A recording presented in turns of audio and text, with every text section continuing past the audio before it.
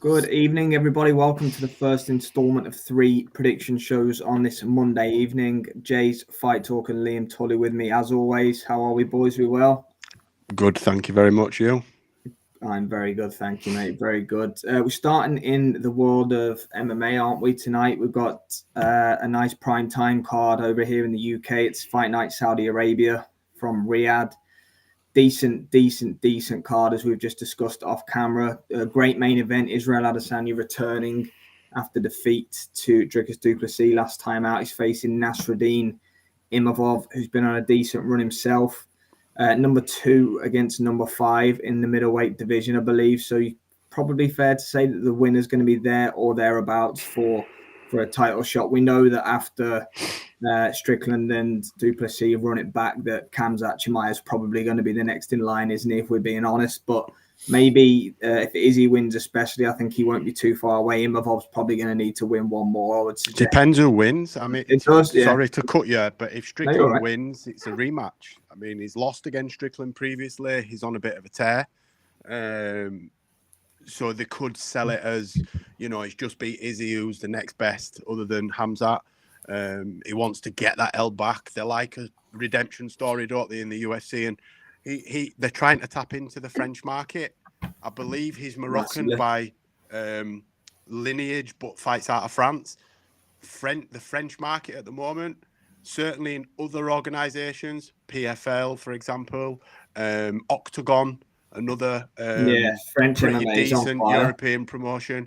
If you've seen any of the French cards, the atmosphere is up there in terms of noise and getting involved. I've never seen, I've seen things like it, but it just seems out there on the road. Bearing in mind that the French is one of the newer markets within MMA, not in terms of watching it, but it being legal. It was only legal, wasn't it? Like 3 or 4 years ago. Yeah, so it's under 5 years. They've had some big stars such as Cyril Gane do great things in MMA. But I think if Imavov wins, I could see them shoehorning him in for a title shot off the back of the narrative. If Strickland wins, but also if du Plessis wins, other than Khamzat, it's a fresh face. It's a fresh fight. Yeah, agree with that. For the title. And I do believe that they would like a French champion. It's very easy to market. The market's ready for some massive shows in France. So yeah, it's an interesting one because it has a lot of implications for the belt in terms of what direction the UFC take with it. It does, yeah. Sorry, I went on a bit of a tangent there.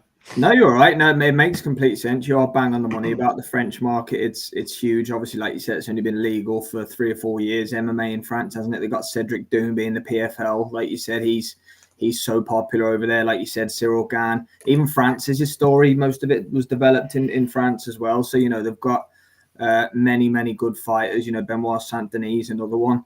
Yeah. Look, Liam, I'll come over to you quickly to give your take, and then we'll get in with the predictions.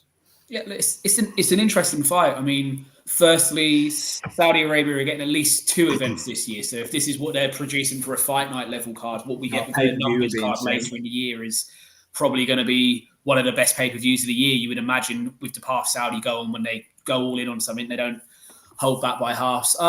Interesting that we're seeing Izzy back. He said, didn't he, Sam, after we covered the Dricus fight, he was going to take about 12 months off and maybe look to come back towards the end of 2025. Well, it's only February, so he's obviously not had as much time off as he was talking about, and that could be a good thing if he's realised where he went wrong against Dricus and he's decided he wants to bounce back straight away rather than giving himself time off. But at the same time, especially around the middleweight division in UFC, how many times do you see a long-standing champion lose his belt, then lose, say, coming in as the challenger in a title fight, and then he goes back down to being a main event in a non-title fight and losing again? It's happened quite often in the history of the middleweight division in the UFC. Yeah. I do wonder with Izzy where he's at. Outstanding striker, has done things for the middleweight division that has helped put it into the position that it's in now. Dricus du Plessis, Sean Strickland, SL are thriving off of the legacy Izzy carved in this weight class. But is he past his best? I think that's undeniable. He looked like he was after the Pereira, 2 fights for Pereira, didn't he? That took a lot out of him, just getting back in there and winning the belt back. Yeah. I'd like him to go on another tear, but if we're honest, Izzy winning this fight just means that someone like Chimaev may have to wait even longer to get the title shot that he's already been waiting, say, 2.5 years for. So fresh faces are always good. I'll always be happy to see Israel Adesanya, but my question mark is, after being so public and saying I need at least 12 months out of the cage after losing to Dricus in August, he's now come back after only 5.5, 6 months. Is he rushing back because he's worried about how much? He did it last time, didn't he? He did that last time. After he's done it twice in a row. And said I'm taking a couple of years off and took about 8 months, I think. Yeah. So mentally, where's he at? Is he realizing that, it's ticking time bomb on his clock of how long he can deliver at a high level? I think that's it. I think just interject, just going on something that you'd said previously about champions and past champions. Not even the middleweight division. What you see in MMA, or what I've seen historically, is when you get somebody that comes in under he had the likes of Joe Rogan bigging him up before he even turned over. He had the last style bender, and everybody was waiting for him to turn over. What I've noticed, and I'll use Conor McGregor as 2 examples. When fighters come through with a base, anything other than wrestling, right?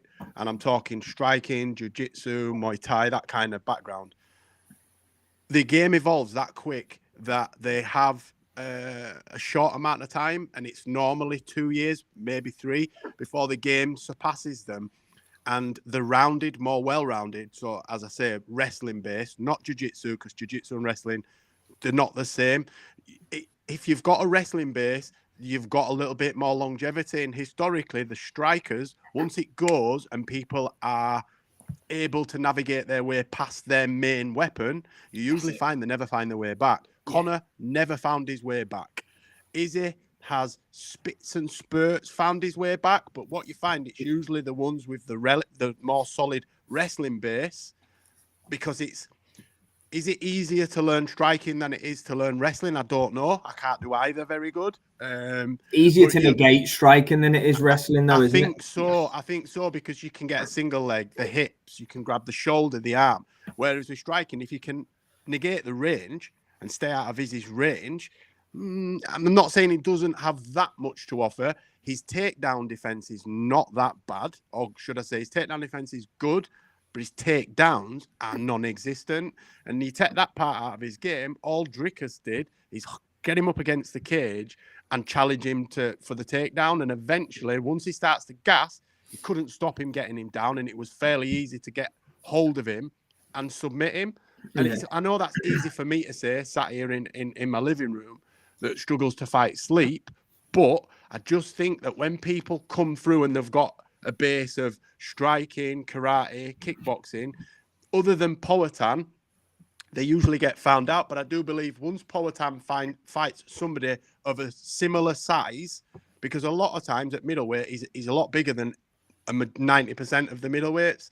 Now he's up at light heavyweight / heavyweight. I think if he fought somebody like Tom Aspinall, for example, he'd get absolutely smashed to pieces inside a round, because Tom can grapple and wrestle, and he's pretty good at jiu-jitsu. So for me, I think that Izzy's time has passed, and I just think the game's caught him up. He'll always win fights, but I think he's potentially done at world championship level for me. Okay. Ryan's in the house. Hope you're well, Ryan. He's got Imavov for the upset. Adesanya is washed. That kind of ties into what you were saying before. I'm not saying he's washed. It's more that the game has stagnated and the game's evolved. That's more what I'm getting at, rather than he's washed. But I get the sentiment. My prediction is that Israel Adesanya is going to win this fight. I think that Imavov's not the style that's gonna beat Izzy right now. I think it'll be a striking match, and I think even over 5 rounds, I think Izzy will pick him off. Still, I think he is not as good as he used to be. He is, granted, mid to late 30s now, I think. So, probably is naturally slowing down with age as it is. Yeah. He's not washed, I don't think. I think he's good enough to beat 90% of the middleweight roster. Yeah, you have to be honest. Like this is his first non-title fight, I think, since he fought like Derek Brunson or something like that. Every one of his fights has been for it's 10 fights plus in a row, is it, or something like that? That's an incredible run. You have to, yes, granted, he's lost his last 2.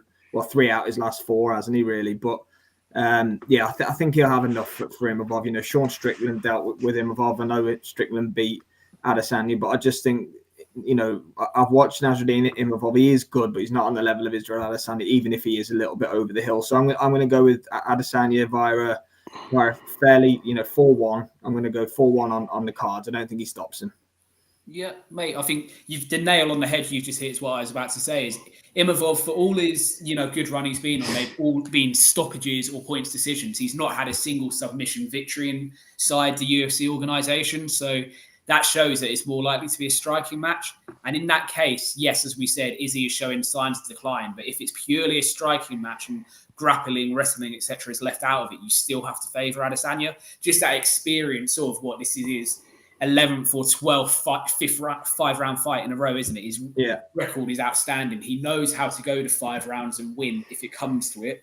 And I think that's going to be the difference. Look, it will be very Israel Adesanya to get an emphatic stoppage victory, wouldn't it? And then he's undeniably going to be back in the title picture and making Khamzat Chimaev wait even longer. But probably similar to you, probably 3-2, 4-1 on points, Israel Adesanya, but comfortable enough evens work for him. Mm-hmm. Yeah, I mean, I know that they are, and I sang sort of Imavov's praises in the beginning, but based on how I feel the UFC view him, when you look at his record, I mean, you know, the saying he's on a tear. I mean, he's beat Brendan Allen, who wins 3, loses 1, wins 2, loses 1. Yeah.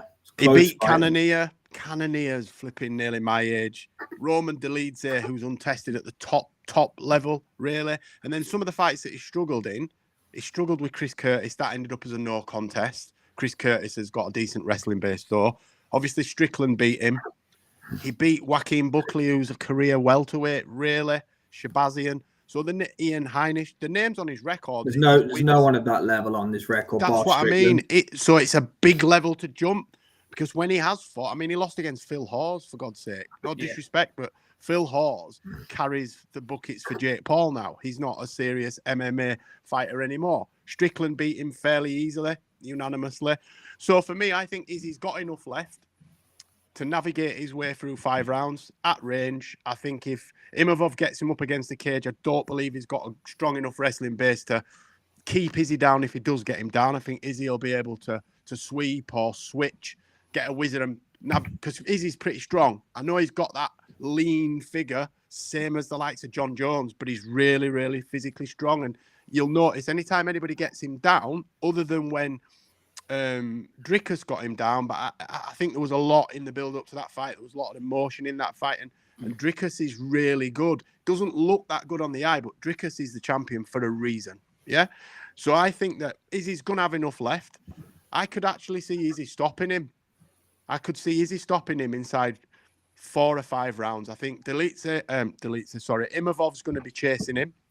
I think Izzy's going to catch him coming in eventually. I think the first 2 or 3 rounds will be fairly close, but I think Izzy will take him on just pure volume. And I'm going to pick Izzy for a stoppage round 4 or 5. Okay, then there we go. Main event UFC Saudi Arabia. Myself and Liam have gone with Adesanya via a decision. Jay is leaning towards a late stoppage for the last style bender. We'll be there for the watch along on Saturday night. You can make sure of that. We'll also be doing Adam Azim versus Lipinets, which we're going to talk about next. So stay with us. Thanks to Jay, Liam, as always. Ryan, thanks for tuning in, my friend, and we'll see you very shortly.